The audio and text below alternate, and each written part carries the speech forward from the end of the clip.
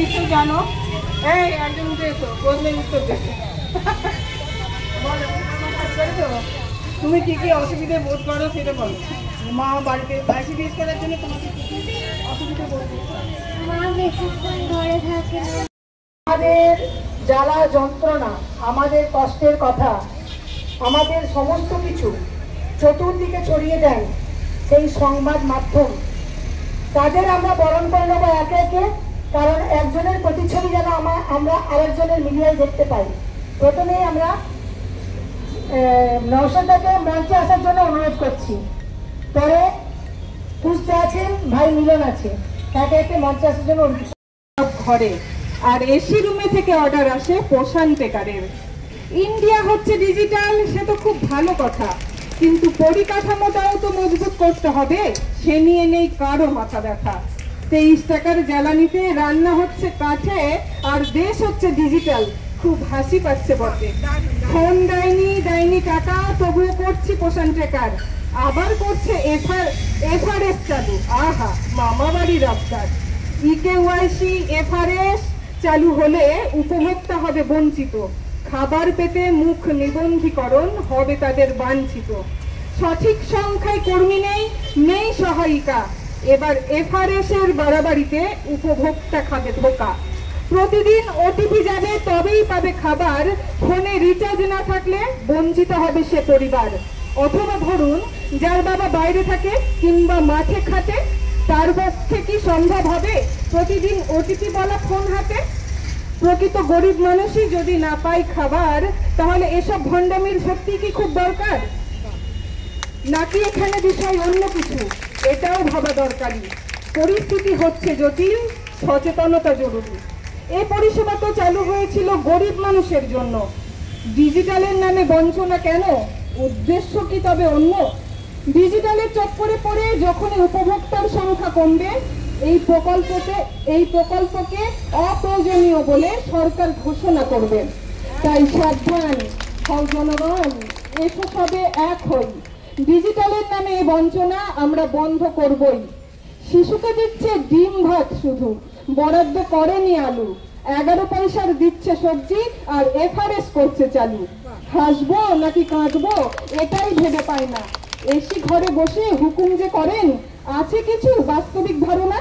300 টাকার রিচার্জ খরচা করছি আমরা মাসে, 166 টাকা হাতে দিচ্ছে সরকার অনায়াসে। উপযুক্ত রিচার্জের টাকা ফোন না পেলে পোষণ টেকারও বন্ধ করব। আপনারা কি জেগে ঘুমান নাকি চোখে অন্ধ? বাজার দর কোথায় গেছে আছে কি তার তথ্য? হলাম না হয় সমাজসেবী, কিন্তু খিদে তো সত্য। সামান্য সম্মানীকে সংসারে অনাহার, ঢাল নেই তলোয়ার নেই যেন নিধিরাম সরকার। মোদ্দা কথা, ইকেওয়াইসি এফআরএস আমরা কেউ করছি না। মাতৃসভা আমরা ওদের, মাতৃসম আমরা ওদের। ডিজিটালের নামে এ বঞ্চনা আমরা মানতে পারছি না।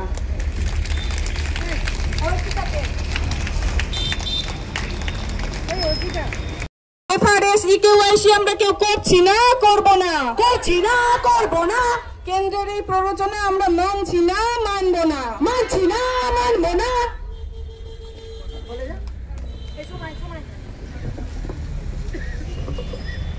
কয়েকজন লম্বা মাথাটা নিচু করবেন।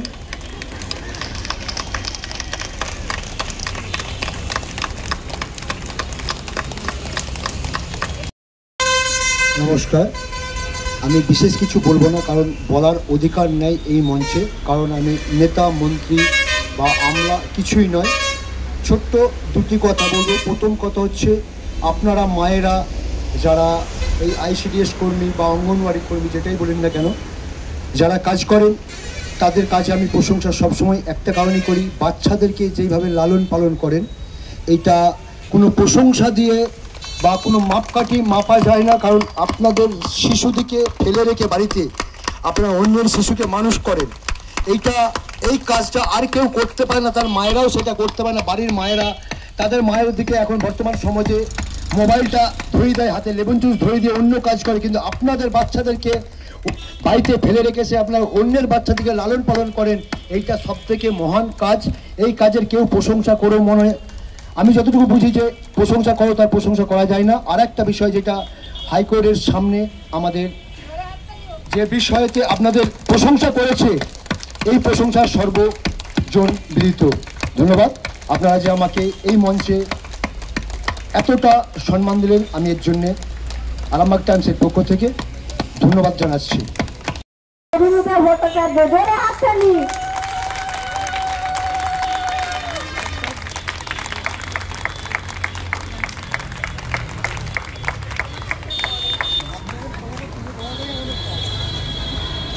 নওশেদদাকে বলবো, সংবাদ মাধ্যমে যে তুলে ধরেনি, এখন সাক্ষাতে দু একটা কথা অন্তত আমার কর্মীদের বলুন।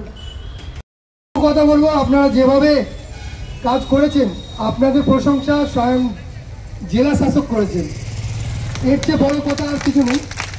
তার উপরে আমি কিছু প্রশংসা করতে পারি না, আর আমি অধ্যক্ষ সেটা দেখাতে যাবো না।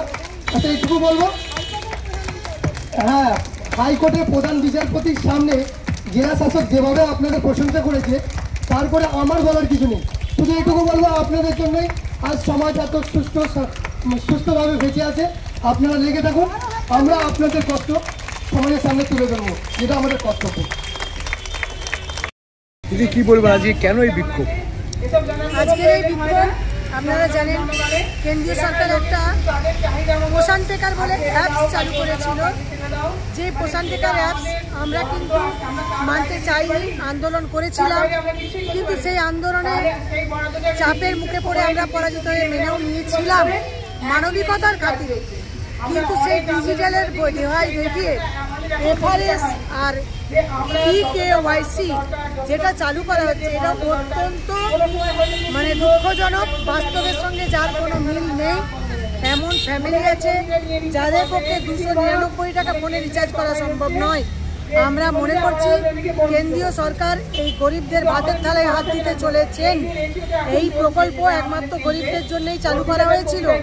সেই প্রকল্পে আজকে গরিবরাই বঞ্চিত হবে, কারণ বড় লোকদের রিচার্জ করতে পারবে, যাদের পেটে ভাত নেই তারা 299 টাকা রিচার্জ করতে পারবে না, তাদের ফোনে OTP যাবে না রিচার্জ না থাকলে।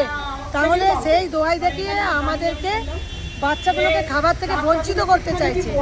এই প্রহসনের খেলা কেন্দ্রীয় সরকারকে অবিলম্বে বন্ধ করতে হবে, না হলে আমরা কিন্তু বৃহত্তর আন্দোলনের আমরা দিল্লি অবধি পৌঁছব। এই যে এই বিষয় আপনারা কোথায় কোথায় ডেপুটেশন নেবেন, কি ভাবছেন এরপর? আমরা ডেপুটেশন দিয়েছি আমাদের বিভাগীয় মন্ত্রী শশী পাজা মহাশয়ের কাছে, দিয়েছি আমাদের সংগঠনের নেত্রী মাননীয়া চন্দ্রিমা ভট্টাচার্যের কাছে, এবং আজকে আমরা দিলাম আমাদের বিভাগীয় অফিসার, আমাদের CDPO স্যারের কাছে। এবং আমাদের ভাবনা বলতে একটাই, অবিলম্বে এই প্রহসন যদি বন্ধ না হয় আমরা দিল্লি অবধি পৌঁছাবো। দিল্লি অবধি পৌঁছাবো একদম। আপনার নাম এবং পরিচয়? আমার নাম মধুমিতা ভট্টাচার্য, আমি আরামবাগ ICDS এর প্রজেক্টের একজন। আপনার উজ্জ্বল ভবিষ্যতের একমাত্র দিশারি জ্যোতিষ জগতে অদ্বিতীয় ডক্টর অঞ্জন শাস্ত্রী। দেখুন জ্যোতিষ অঙ্গনে অঞ্জন প্রতি রবিবার ঠিক রাত 12টায় শুধুমাত্র TV9 বাংলায়।